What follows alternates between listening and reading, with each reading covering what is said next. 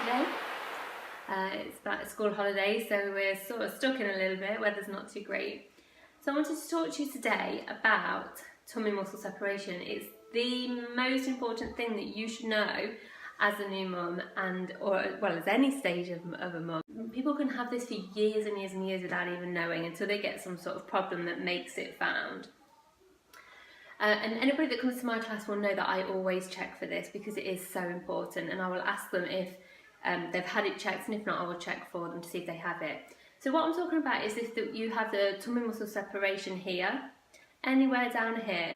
So when you're pregnant, your tummy muscles obviously get stretched out and they can actually separate, or they will separate. And for some people, when they've had the baby, it doesn't go quite back together, and that's when you have the separation. Now, as long as it goes back a 2 finger width or less, then it's absolutely fine, but some people's actually stays wider, and that's when it can create some problems for you.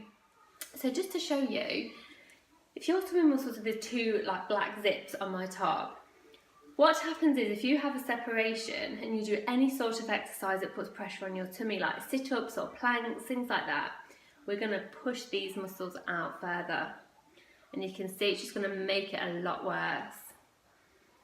And what will happen is the tummy muscles will become wider, and you'll get more and more of a bigger tummy actually, which is obviously not what you want, because most people come to me because they want to lose that.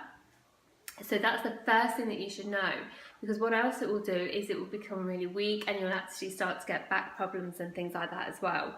So you really don't want that to happen.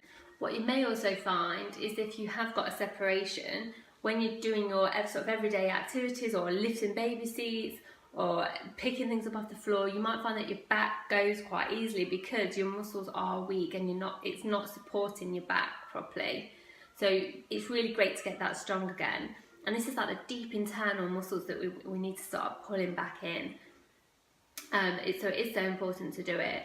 So I'll link in how to check for that, but we are looking for 2 fingers or less gap, which makes it great. If you've got wider gap, that's where you need to be careful. Just briefly go through it. What you'll need to do is lie on the floor. We're going to place 2 fingers just above the belly button, hands facing your head, and we come up into a sit-up position, and really then just wriggle around and to see what gap you can feel there. Then we're going to take it down further and sort of feel all the way up that centre of the tummy, and to just see if you can find a gap anywhere down there. As I said, you're looking for 2 fingers or more, that's when there's a problem. If it's less than that, you're fine to do sort of generally anything, any sort of ab work. There are special exercises that you can do, because I have got a blog post on, so I'll link that in, that you can do to help pull those muscles back in. It's so important. Mums of any stage, before you start a new exercise regime that's going to focus on the abs, or anything that works the abs, you really need to check for this. I will link in, like I said, I'll link in the blog post that I have with how to check it, and some of the exercises that you can do if you have got it, to help start putting that back in. If you've got any questions at all, just drop a comment below or contact me through the message on the Facebook page.